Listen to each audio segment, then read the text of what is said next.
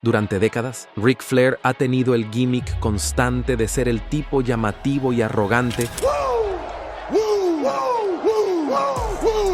que cree que es el mejor en el negocio. Pero eso es todo lo que es, un gimmick. Detrás del lujoso vestuario y la teatralidad, hay algunos colegas con los que Flair ha trabajado que le dan escalofríos. Nos referimos a los tipos ante los que Flair temblaba antes de subir al ring o incluso al cruzarse con ellos entre bastidores. Quédate con nosotros en este video para descubrirlo. Scott Steiner, un tipo conocido en todo el mundo de la lucha libre por ser tan salvaje como fuerte. Al igual que Flair, Steiner creció sabiendo que acabaría en el ring de lucha libre. Para Flair, el deporte siempre fue una vía de escape, una forma de canalizar su espíritu competitivo a través de la lucha libre, el fútbol americano y el atletismo en la Wayland Academy de Beaver Dam, Wisconsin. Pero mientras que el camino de Flair pasó por el campamento de lucha libre de Verne Gagne, la trayectoria de Scott Steiner se basó en credenciales amateur legítimas que lo hacían peligroso de una manera que Flair nunca podría igualar. Verán, Scott Steiner no solo jugaba a ser luchador. El nativo de Bay City, Michigan, se convirtió en All-American de la división IM de la NCAA en la Universidad de Michigan, terminando sexto en la nación en su último año. No era un tipo que fingía ser duro ante las cámaras. Steiner podía legítimamente dejarte fuera de combate si quería. A finales de la década de 1990,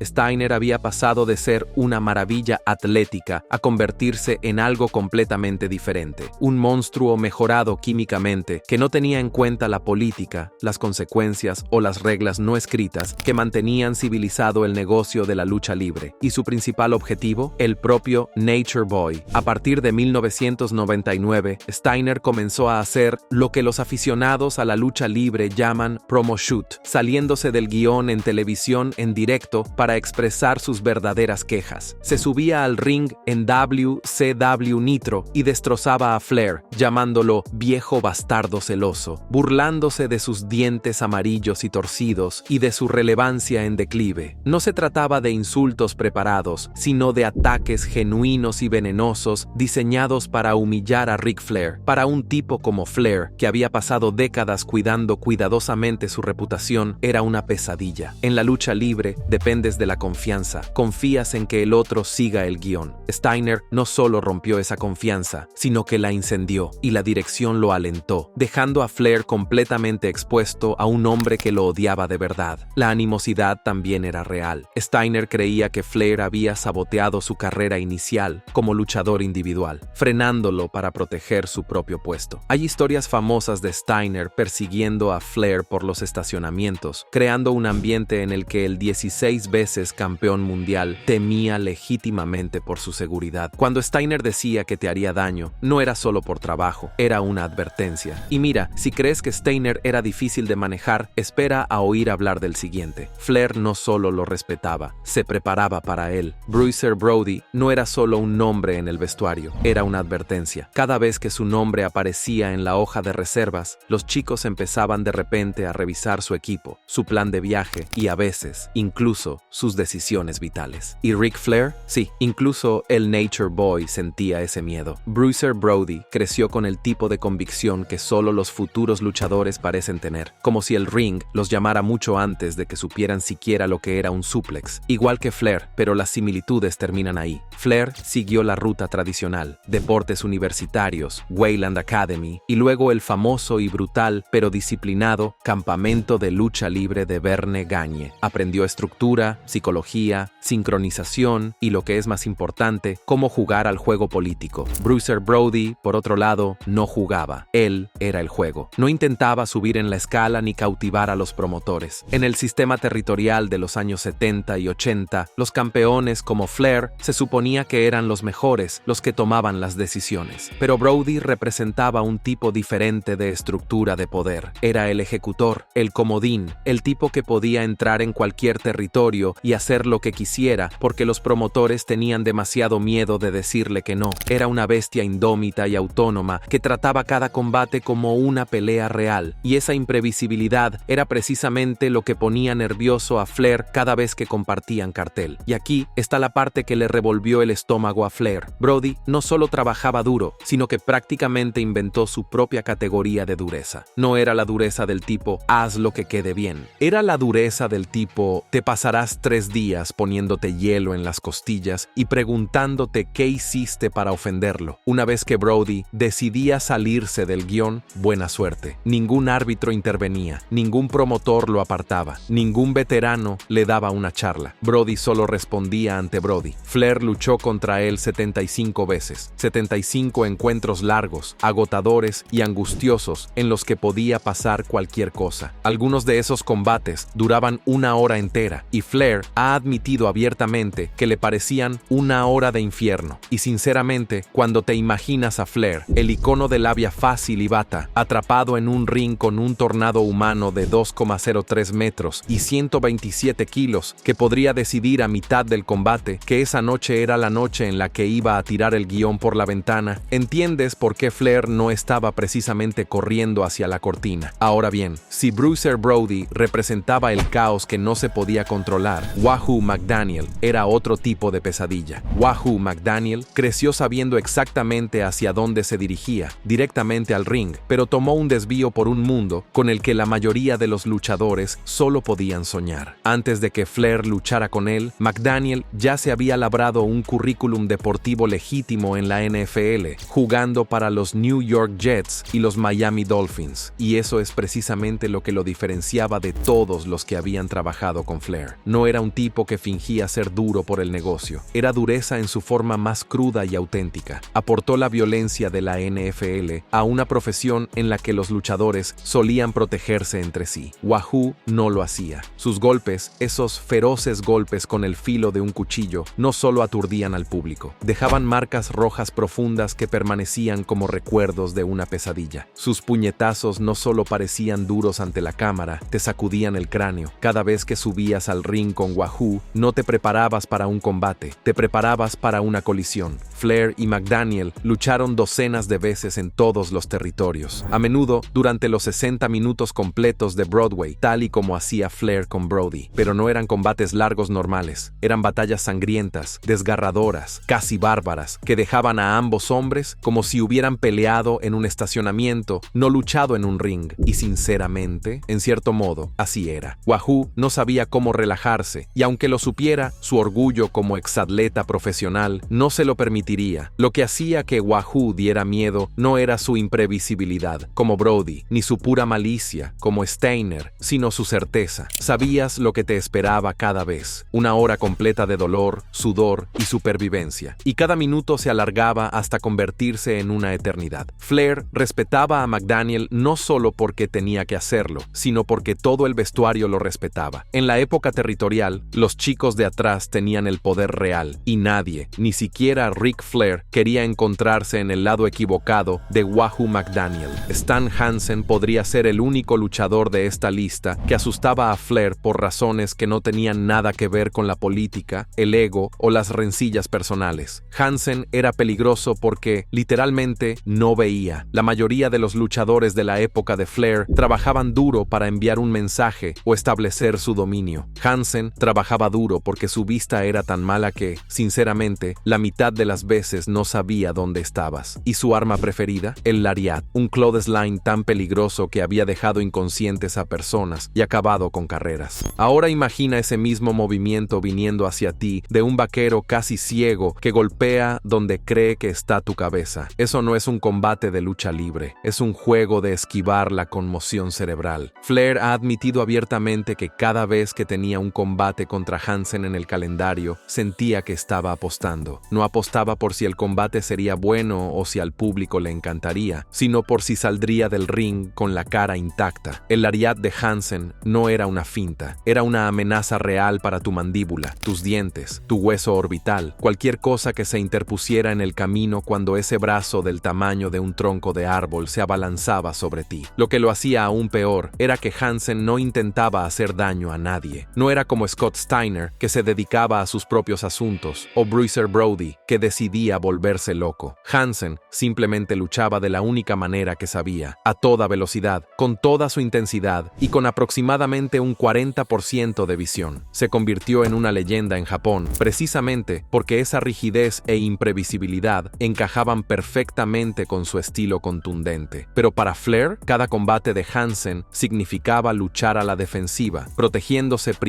y preocupándose por el rendimiento en segundo lugar. En un negocio basado en la confianza, Hansen era un riesgo andante, y Flair lo sabía cada vez que sonaba la campana. Aquí es donde las cosas cambian por completo, porque Vince Russo no asustaba a Flair con golpes duros o violencia impredecible. Russo asustó a Flair con algo mucho más sutil, el poder de destruir un legado con solo palabras. Russo llegó a la WCW como guionista creativo durante la espiral final de la empresa y trajo consigo una filosofía que le revolvió el estómago a Flair. La lucha libre no se trataba de la habilidad en el ring o de contar historias convincentes a lo largo del tiempo. Se trataba del impacto, los giros inesperados y cualquier basura controvertida que aumentara la audiencia durante una semana. Y Flair se convirtió en el saco de boxeo favorito de Russo. Las historias que Russo le hizo vivir a Flair no solo eran malas, sino que eran una humillación sistemática, diseñada para arruinar todo lo que el Nature Boy había construido durante 30 años. Russo hizo que el propio hijo de Flair, David,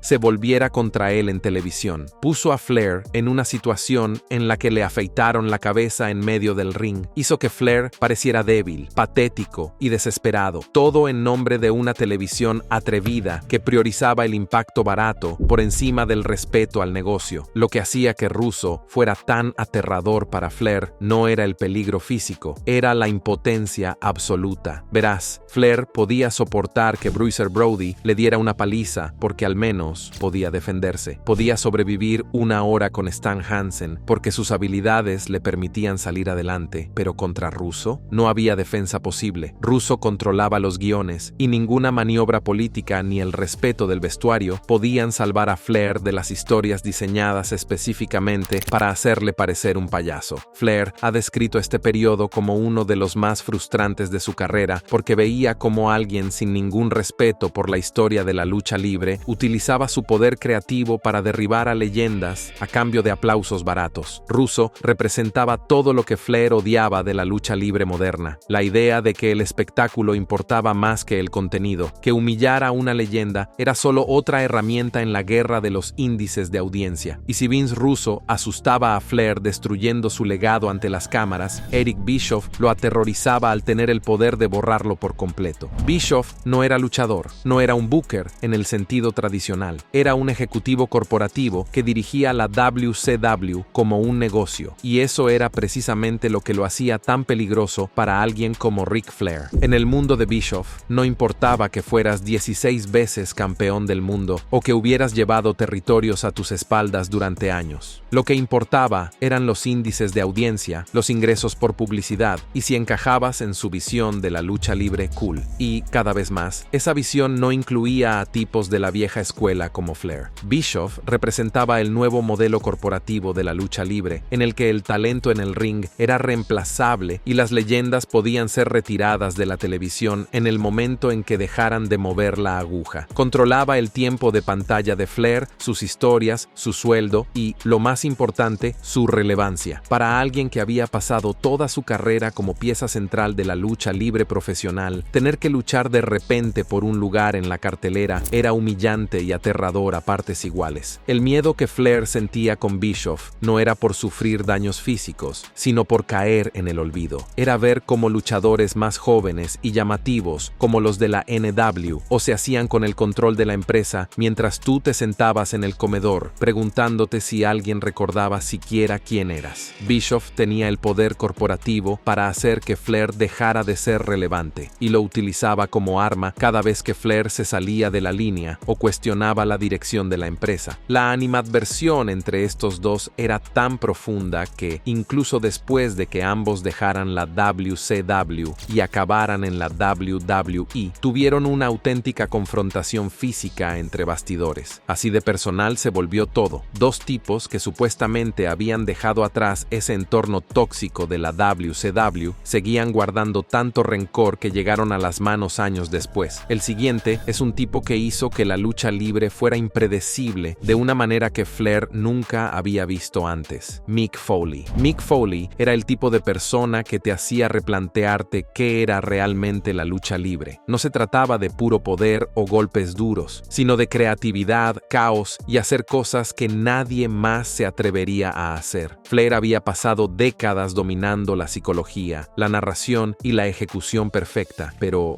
Foley, él construyó su carrera siendo lanzado desde jaulas, recibiendo golpes con sillas que habrían derribado a cualquier humano normal y de alguna manera haciendo que todos los aficionados del estadio lo vitorearan como si fuera lo mejor que habían visto en su vida. Todo empezó, aunque parezca increíble, con su libro. Foley publicó su autobiografía y no se contuvo, criticando algunas de las decisiones de Flair en la WCW y cuestionando su forma de tratar a los talentos más jóvenes. Flair respondió al estilo clásico de Nature Boy, desestimando a Foley como un espectacular doble que se hizo famoso tirándose de las jaulas en lugar de dominar el oficio. Pero ¿cuál fue la verdadera sorpresa? Foley no necesitó discutir con Flair, ya que demostró su punto de vista cada vez que subía al ring. Las peleas de Foley no se basaban en una actuación pulida, se basaban en el espectáculo. Alambre de púas, mesas en llamas, sillas, jaulas, las utilizaba todas, a menudo en su propio perjuicio. Sin embargo, de alguna manera, se convirtió en uno de los luchadores más queridos de todos los tiempos. Los aficionados adoraban el estilo de Foley, lo que demostraba que había más de una forma de hacer emocionante la lucha libre. El miedo aquí no era físico, era muy filosófico. Foley desafiaba las mismas reglas por las que se había regido Flair. La lucha libre no tenía por qué girar en torno a la técnica, el timing o hacer que cada movimiento cuente una historia. Podías convertirte en un ícono lanzándote desde una jaula, sobreviviendo a un golpe con una silla en la cabeza y dejando al público boquiabierto. Para un tipo que se enorgullecía de su maestría y tradición, esa fue una revelación extrañamente incómoda, pero fascinante. Trabajar con Foley significaba navegar por este nuevo tipo de imprevisibilidad, menos relacionada con el peligro y más con las ideas. Y Flair, siempre profesional, tuvo que adaptarse, porque al fin y al cabo, ver a alguien como Mick Foley traspasar los límites del negocio era aterrador y, en cierto modo, impresionante. Pasemos ahora a Bret Hart. Con él, Flair no se sentía amenazado por la violencia o la política. No, hizo algo posiblemente peor. Lo descartó por considerarlo sobrevalorado y, lo más aterrador, tenía las credenciales para hacer que la gente lo creyera. Cuando Hart publicó su autobiografía y calificó a Flair con un 3/10 como luchador, no era solo un tipo cualquiera hablando mal. Se trataba de la excelencia de la ejecución, un tipo cuya destreza técnica era innegable, cuyos combates eran constantemente elogiados como algunos de los mejores de la historia de la lucha libre, y básicamente estaba diciendo que Flair era mediocre. Ese golpe fue diferente a cualquier promoción que pudiera haber hecho. Esto es lo que lo hacía tan peligroso para Flair. Hart representaba todo lo que el sistema de la WWF valoraba: pura habilidad técnica, presentación atlética, llaves y contraataques legítimos que parecían reales. Mientras tanto, Flair era el showman definitivo de la NWA, un tipo cuyos combates seguían una fórmula que se podía predecir con total certeza: el Flair Flip sobre el tensor, el paseo por el aprón, la figura 4 que siempre se revertía. Hart lo veía y veía previsibilidad disfrazada de grandeza. El verdadero temor de Flair era que, en el fondo, sabía que Hart tenía razón. Los combates de Flair eran predecibles. Se podían predecir los momentos clave antes de que ocurrieran si se le había visto trabajar más de 2 veces. Pero esa era siempre la genialidad de Flair. La fórmula funcionaba por cómo la vendía, por cómo te hacía creer cada vez que ese era el combate más importante de su vida. Sin embargo, Hart no se lo creía. Para él, la lucha libre era ante todo una competición atlética, y el entretenimiento era solo un subproducto de hacer bien el trabajo. Esto creó una división filosófica que afectaba directamente a la identidad fundamental de Flair. Si Hart tenía razón, si la excelencia técnica importaba más que el espectáculo, ¿qué significaba eso para toda la carrera de Flair? ¿Era realmente el mejor o solo el mejor vendedor? Ese es el tipo de pregunta que atormenta a un hombre que construyó su legado basándose en ser considerado el mejor. Curiosamente, uno de los tipos más temibles con los que Flair tuvo que lidiar fue precisamente el único hombre al que nunca, jamás, podía permitirse decepcionar: Harley Race. Race no daba miedo porque pudiera hacerte daño en el ring, aunque sin duda podía hacerlo. No daba miedo por las intrigas entre bastidores o los juegos de poder corporativos. Race daba miedo porque representaba algo de lo que Flair nunca podría escapar: la legitimidad. La legitimidad pura, indiscutible y de la vieja escuela que hacía que todos los demás parecieran estar jugando a disfrazarse. Flair ha dicho abiertamente que Race era el hombre más duro que había conocido y le atribuye el mérito de haber salvado básicamente a la NWA y de haberle guiado para convertirse en campeón mundial. Suena a gratitud, ¿verdad? Lo es. Pero también es el instinto de supervivencia hablando, porque la cuestión es que Race tenía tal respeto en el mundo de la lucha libre que, si hubiera decidido que Flair no era digno de llevar el campeonato mundial de peso pesado de la NWA, ese reinado se habría evaporado de la noche a la mañana, no a través de un combate, no a través de una historia. Race solo tenía que hacer unas cuantas llamadas, expresar sus preocupaciones a los promotores adecuados, y de repente, la carrera de Flair como campeón se habría visto truncada. Cada vez que Flair elogiaba a Race en público, y lo hacía constantemente, incluso hoy en día, la gente asumía que solo se trataba de respeto entre leyendas. Y claro, hay respeto genuino, pero también es una estrategia envuelta en miedo con mejores modales. No se cruza la montaña, no se cuestiona al tipo cuya palabra tiene más peso que la decisión de cualquier promotor. Flair pasó años esencialmente tomando prestada la credibilidad de la sombra de Race, sabiendo que su corona solo permanecería en su cabeza mientras Race creyera que se la merecía. Eso es saber que todo tu legado depende de la aprobación de un hombre, y que ese hombre podría retirarla cuando le apeteciera. Al concluir nuestra cuenta atrás de los 10 luchadores de la WWE a los que Ric Flair más temía, hemos visto que el miedo se presenta de muchas formas: política, poder, habilidad y caos puro. Pero a veces es más simple que todo eso. A veces es solo un peligro crudo e inmediato, del tipo que podría acabar contigo antes de que te dieras cuenta. Ese es Haku. Flair dijo de Haku que era el hombre más duro que había conocido en toda mi vida. Y recuerden que esto lo dice alguien que luchó contra Harley Race, sobrevivió a Bruiser Brody y aguantó 1 hora contra Stan Hansen. Pero Haku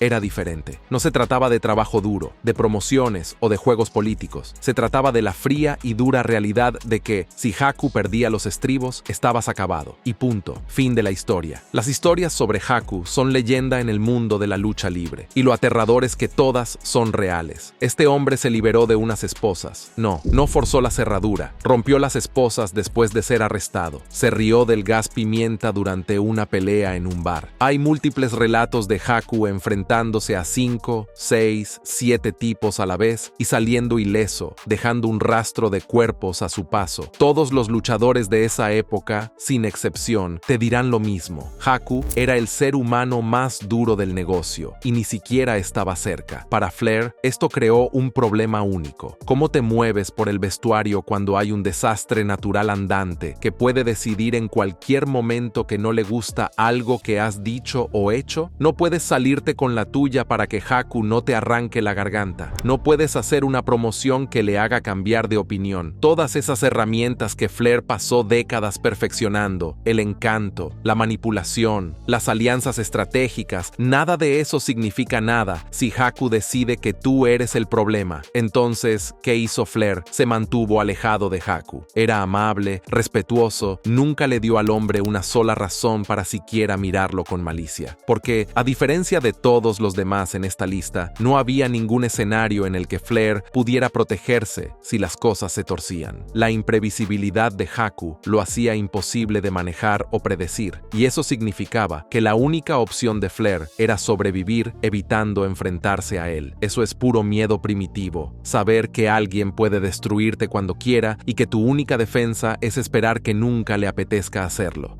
Cuéntanos tu opinión en la sección de comentarios y antes de irte, no olvides darle a me gusta a este video y suscribirte a Ring Rivals para no perderte los próximos.